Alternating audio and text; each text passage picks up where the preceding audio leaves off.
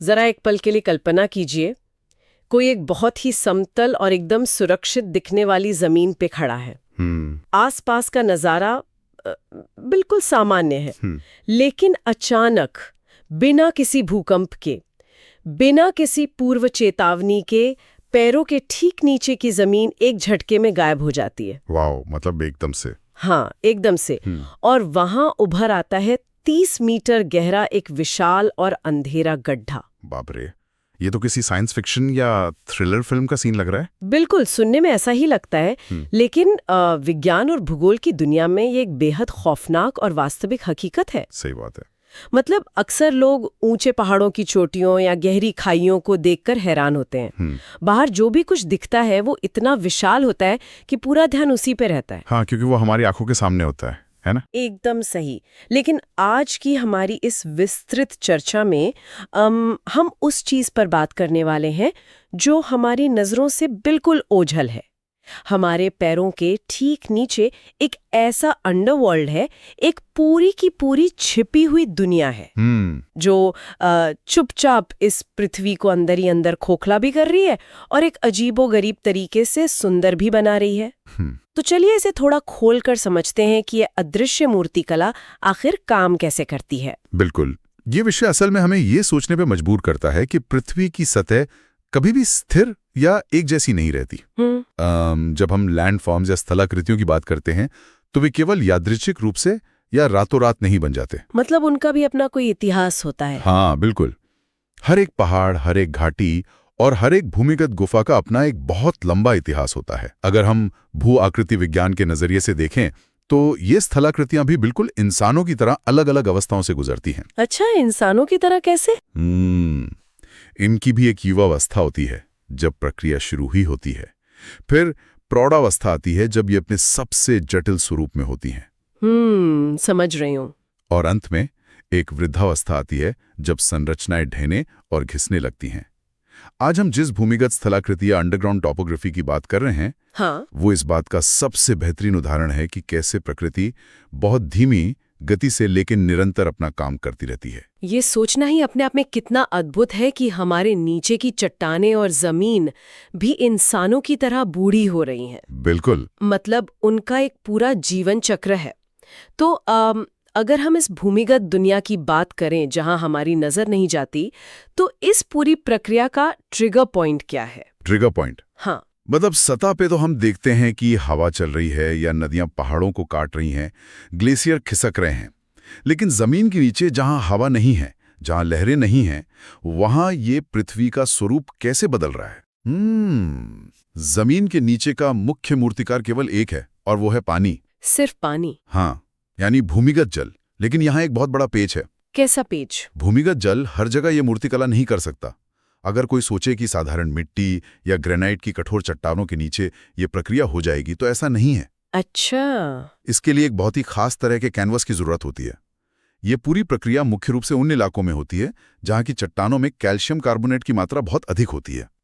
जैसे कि चूना पत्थर? एकदम सही, चूना पत्थर जिसे हम लाइमस्टोन कहते हैं, या फिर डोलोमाइट की चट्टानें। तो इसका मतलब ये हुआ कि पानी और इस चूना पत्थर के बीच कोई खास तरह का रिश्ता है। हाँ, आप ऐसा कह सकती हैं। क्योंकि अगर नदी पहाड़ों से बहती है तो वो ग्रेनाइट को भी अपने बहाव की ताकत से काट देती है, लेकिन जमीन के नीचे तो पानी में वो तेज बहाव और गतिज ऊर्जा नहीं होती कि वो पत्थरों को हथौड़े की तरह तोड़ सके। यहीं पर रसायन विज्ञान यानी केमिस्ट्री की एंट्री होती है।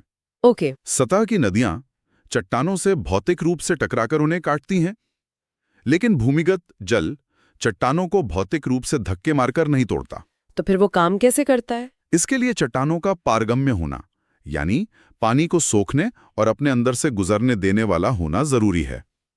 इन चूना पत्थर की चट्टानों में प्राकृतिक रूप से कई दरारें और संधियां होती हैं।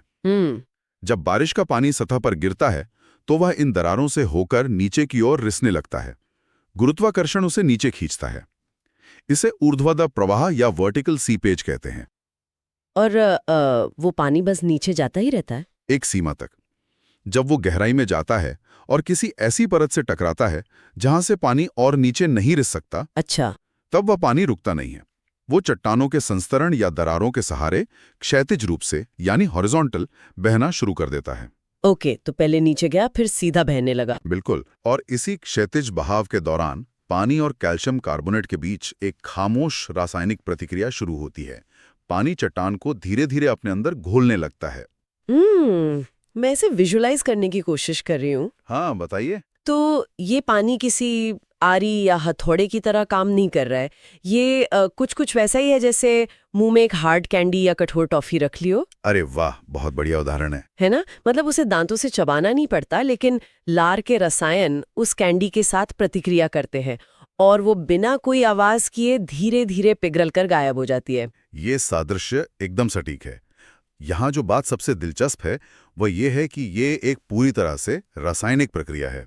इसे भूविज्ञान में घोलीकरण या सॉल्यूशन कहा जाता है। सॉल्यूशन, ठीक है। हाँ, पानी उस ठोस चट्टान को तरल रूप में अपने अंदर समाहित कर लेता है।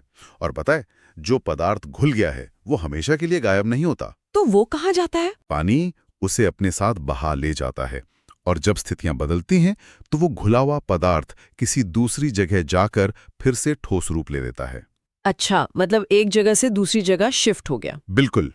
इस दूसरी प्रक्रिया को अवक्षेपण या प्रेसिपिटेशन कहा जाता है। घोलने और फिर से ठोस बनाने के इस रासायनिक नृत्य से ही जमीन के नीचे पूरी की पूरी नई आकृतियां जन्म लेती हैं। वाओ! और इसी विशिष्ट भूमिगत व्यवस्था को विज्ञान में कार्स्ट स्थलाकृति या कार्स्ट टोपोग्राफी का नाम दिया गया है। कार्स्ट स्थलाकृति, ये नाम थोड़ा अलग सा लगता है। इसके पीछे भी कोई कहानी है क्या? हाँ, बिल्कुल है। ये नाम एड्रियाटिक सागर के पास स्थित बाल्कन क्षेत्र के कार्स्ट इलाके से आया है। अच्छा, यूरोप में? हाँ, यूरोप के उस हिस्से में इस तरह की चूना पत्थर वाली चट्टानें और उनसे बनी अजीबोगरीब आकृतियां सतह और भूमिगत दोनों जगह बहुत ही स्पष्ट रूप से देखने को मिलती हैं। समझी। उस इलाके के भूगोल ने इस पूरी प्रक्रिया को इतनी अच्छी तरह से परिभाषित किया कि दुनिया भर में कहीं भी अगर चूना पत्थर के घुलने से इस तरह की स्थलाकृतियां बनती हैं तो उन्हें कार्स्ट ही कहा जाने लगा।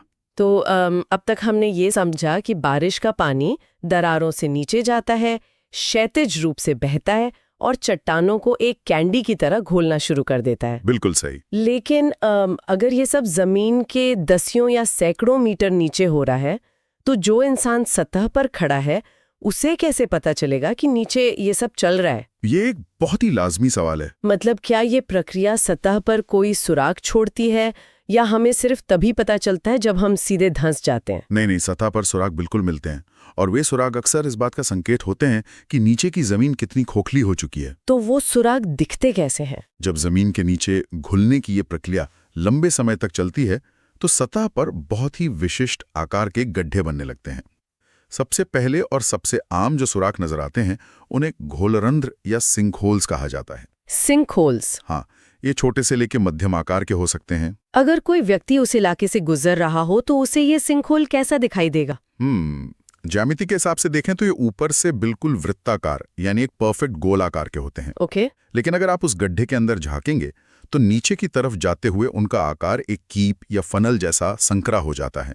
शुरुआत में ये शायद कुछ मीटर गहरे हों, लेकिन समय के साथ इनकी गहराई आधा मीटर से लेकर 30 मीटर या उससे भी अधिक हो सकती है। रुकिए, 30 मीटर? हाँ, 30 मीटर तक। ये तो लगभग एक 10 मंजिला इमारत के बराबर हुआ। लेकिन यहाँ एक बात मुझे समझ नहीं आ रही है। क्या? अगर पानी चट्टान को अणु दर अणु यानी बहुत ही धीमी रासायनिक प्रक्रिया से पिघला रहा है, तो अचानक से इतना विशाल और गहरा गड्ढा कैसे बन सकता है? ये तो ऐसा लग रहा है जैसे कोई बहुत बड़ी और हिंसक घटना हुई हो, ना कि कोई धीमी प्रक्रिया। ये एक बहुत ही तार्किक सवाल है और यहीं पर हमें दो अलग अलग तरह के गड्ढों के बीच का अंतर समझना होगा। अच्छा? कुछ सिंकहोल सच में बहुत धीरे धीरे सतह से नीचे की ओर घुलते हुए बनते हैं, लेकिन जिस अचानक और हिंसक पतन की बात हो रही है वह एक अलग चरण है। वो कैसे होता है? जब नीचे का चूना पत्थर घुलकर एक बड़ी गुफा का रूप ले लेता है तो सतह के ठीक नीचे एक बहुत बड़ा खालीपन या वॉइड बन जाता है। ऊपर की जमीन सिर्फ एक पतली छत की तरह टिकी रहती है। ओहो, मतलब नीचे पूरा खाली और ऊपर सिर्फ एक परत। बिल्कुल। और जब उस छत का वजन ज्यादा हो जाता है या वो पानी से कमजोर हो जाती है तो वो पूरी की पूरी छत एक झटके में नीचे गिर जाती है। बाप रे। भूविज्ञान में इस घटना को ध्वस्तरंध्र या निपात रंध्र, इंग्लिश में कोलैप्सिंग कहते हैं। और इसके लिए खास शब्द भी है, डोलाइन। डोलाइन यानी वो 30 मीटर का गड्ढा असल में घुलने से नहीं बना, बल्कि वो नीचे बनी एक खोखली गुफा की छत गिरने से बना है। एकदम सही पकड़ा आपने। ये तो एक प्राकृतिक ट्रैप डोर की तरह है जो कभी भी खुल सकता है। और क्या सतह का पानी इन गड्ढों में इकट्ठा होकर कोई तालाब बनाता है? कभी कभी ऐसा होता है, अगर गड्ढे का निचला हिस्सा मलबे से बंद हो जाए। लेकिन कई बार इसके बिल्कुल विपरीत होता है। विपरीत मतलब पानी रुकता नहीं है? नहीं, इन कास्ट इलाकों में अक्सर ये देखा जाता है कि सतह पर बहने वाली कोई छोटी नदी या जलधारा अचानक से किसी गड्ढे में जाकर पूरी तरह गायब हो जाती है। वाओ, पूरी नदी गायब हो जाती है? हाँ, ऐसा लगता है जैसे जमीन ने उस नदी को निगल लिया हो। इन्हीं निगलने वाले गड्ढों को विलियन रंध्र या स्वॉलो होल्स कहा जाता है। स्वॉलो होल्स, नाम से ही पता चल रहा है। बिल्कुल, वो नदी असल में गायब नहीं होती, बल्कि वो सतह से गिरकर उन भूमिगत गुफाओं में चली जाती है और एक अंडरग्राउंड नदी बन जाती है। तो ये पानी लगातार नीचे जा रहा है, गुफाएं बना रहा है, छतें गिर रही हैं और डोलाइन बन रहा है। ये सिलसिला रुकता कहाँ है? ये बहुत लंबी प्रक्रिया है। मतलब अगर कई सारे डोलाइन एक साथ एक ही इलाके में बन जाएं तो क्या होगा? फिर वो स्थलाकृति अपनी वृद्धावस्था की ओर बढ़ने लगती है। अच्छा, जो आपने शुरुआत में बताया था। हाँ, जब आसपास के कई घोलरंध्र और डोलाइन समय के साथ चौड़े होते हैं तो वे आपस में मिल जाते हैं। उनके मिलने से एक बहुत लंबी, चौड़ी और अनियमित आकार की खाई बन जाती है। इस विशाल खाई को घाटी रंध्र या युवाला कहा जाता है। युवाला। आप इसे ऐसे समझ सकती हैं कि पूरी की पूरी जमीन धीरे धीरे एक दूसरे को खा रही है और सतह नीचे बैठती जा रही है। और इस पूरी प्रक्रिया के अंत में जब सब कुछ घुलकर खाइयों में बदल जाता है, तब सतह कैसी दिखती है?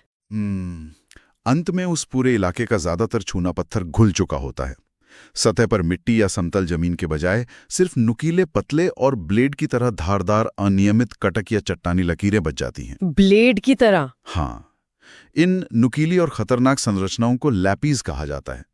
इन पर चलना लगभग असंभव होता है क्योंकि ये जूतों और पैरों को चीर सकते हैं। उफ, ये तो बहुत खतरनाक है। और कभी-कभी लंबे समय तक घिसने के बाद ये लैपीज एकदम समतल हो जाते हैं।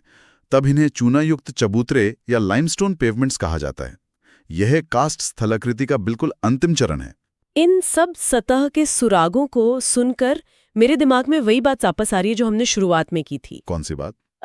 यही कि अगर पूरी जमीन के नीचे का हिस्सा इस तरह पानी में घुलकर खाइयों और डोलाइन में बदल रहा है, तो किसी इंसान को कैसे पता चलेगा कि वो सुरक्षित है?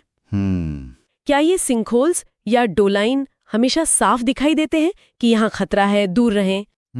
दुर्भाग्य से ऐसा नहीं है। इंसान अक्सर धोखा खा जाता है और इसीलिए इस विज्ञान को समझना इतना महत्वपूर्ण है।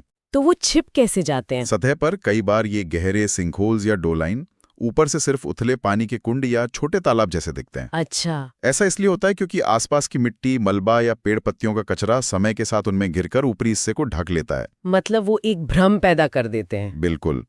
देखने वाले को लगता है कि ये कोई मामूली सा कीचड़ का गड्ढा है जिस पर से आसानी से गुजरा जा सकता है, लेकिन असल में उस कचरे और पानी की पतली परत के ठीक नीचे 30 मीटर गहरी खाई हो सकती है। प्रकृति का ये छलावरण बहुत खतरनाक होता है। अरे बाप रे।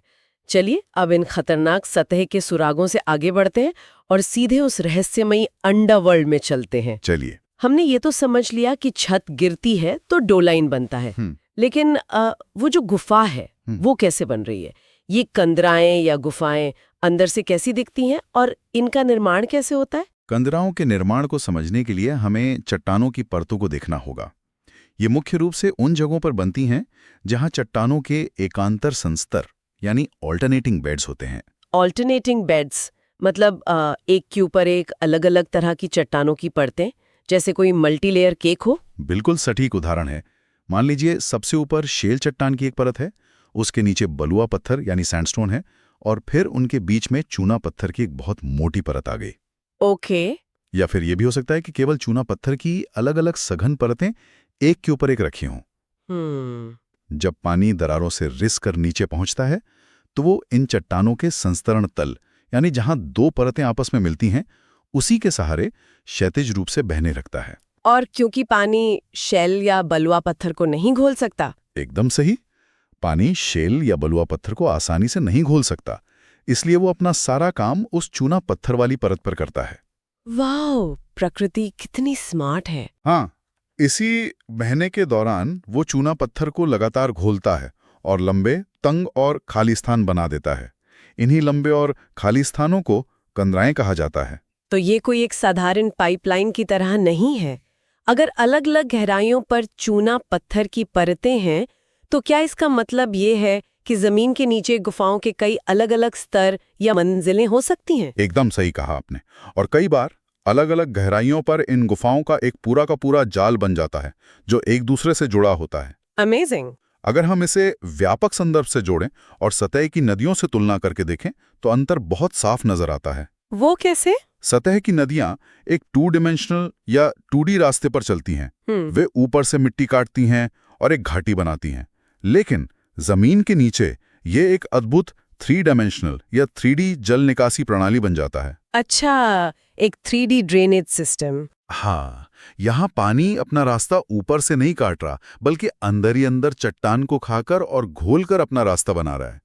वो पानी गहराई में जाता है, फिर किसी सख्त चट्टान से टकराकर दाएं मुड़ता है, फिर दरार मिलने पर और नीचे जाता है। इसे इमेजिन करना थोड़ा मुश्किल है, लेकिन क्या हम इसे एक चींटियों की बाम्बी की तरह सोच सकते हैं? चींटियों की बाम्बी? हाँ, जैसे एंट कॉलोनी।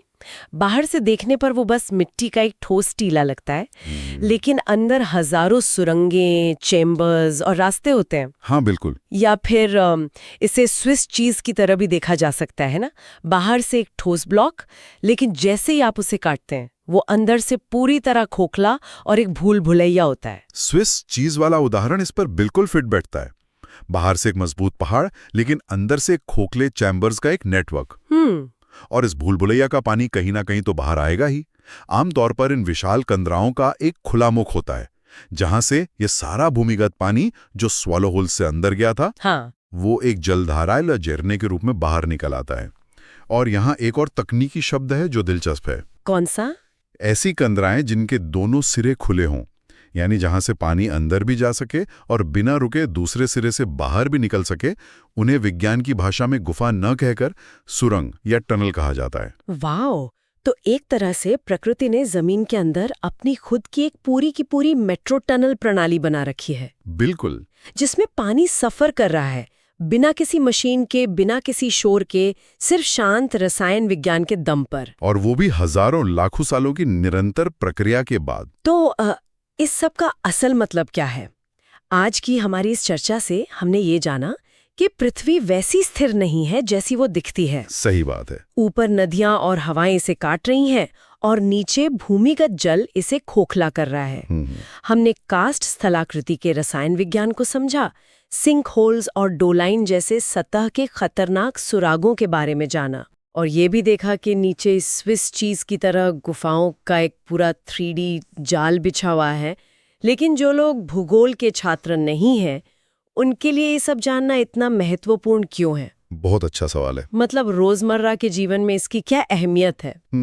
इसकी अहमियत हमारी सुरक्षा और विकास से सीधे तौर पर जुड़ी है।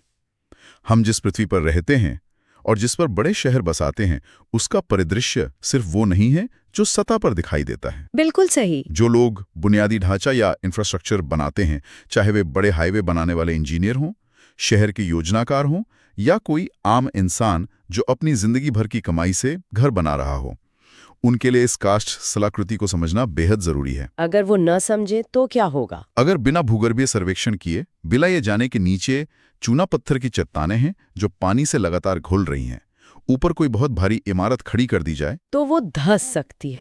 बिल्कुल, वो किसी भी दिन एक डोलाइन के धंसने से सीधे जमीन के अंदर समा सकती है। दुनिया के कई हिस्सों में, खासकर अमेरिका के फ्लोरिडा या चीन के कुछ प्रांतों में ऐसी घटनाएं अक्सर होती हैं। जहां अचानक गड्ढे बन जाते हैं। हाँ, जहां रातों रात कोई सड़क, गाड़ियां या पूरा का पूरा घर एक सिंक होल में गायब हो जाता है। ये तो सच में एक बहुत ही जरूरी सबक है। प्रकृति को केवल उसकी ऊपरी सतह से नहीं आंका जा सकता। एकदम सही बात है। विकास की अंधी दौड़ में हमें ये नहीं भूलना चाहिए कि जमीन के नीचे भी एक जीवंत प्रक्रिया चल रही है। और इसी बात से एक बहुत ही गहरा और विचारणीय सवाल भी जन्म लेता है, जिस पर आज सभी को सोचना चाहिए। क्योंकि ये पूरी भूमिगत दुनिया, ये विशाल कंदराएं, ये खतरनाक लैपीज, ये अचानक धंसने वाले सिंक होल्स हजारों लाखों सालों में पानी और चट्टान के एक बेहद सूक्ष्म और नाजुक रासायनिक संतुलन से बनी है। बिल्कुल। पानी का हल्का सा अम्लीय होना चट्टानों को घोल देता है। तो जरा सोचिए, आज जो इंसानी गतिविधियां हो रही हैं, उनका इस पर क्या असर हो रहा होगा? ये सोचने वाली बात है। आज के भारी प्रदूषण, फैक्ट्रियों के धुएं या कार्बन उत्सर्जन के कारण अगर एसिड रेन या अम्लीय वर्षा होती है, तो बारिश के पानी का रासायनिक स्वरूप बदल रहा है। उसका एसिडिक स्तर तेजी से बढ़ रहा है। हाँ, तो क्या ऐसा हो सकता है कि ये छिपी हुई दुनियाएं, जिन्हें पिघलने में पहले हजारों साल लगते थे, अब प्रदूषण के कारण कहीं अधिक तेजी से घुलने लगेंगे? ये तो एक डरावनी संभावना है। क्या अनजाने में इंसानी गतिविधियां पैरों के नीचे की जमीन को और तेजी से खोखला कर रही हैं? बिल्कुल, ये एक बहुत बड़ा सवाल है। शायद अगली बार जब कोई किसी बड़े, शांत और समतल मैदान पर चल रहा हो, तो उसे एक पल के लिए रुककर सोचना चाहिए। हाँ। क्या पता उन सुरक्षित लगने वाले पैलों के ठीक नीचे एक पूरी की पूरी अनजान सुरंग, एक खामोश अंडरवर्ल्ड धीरे धीरे पिघलते हुए किसी का इंतजार में बैठा हो।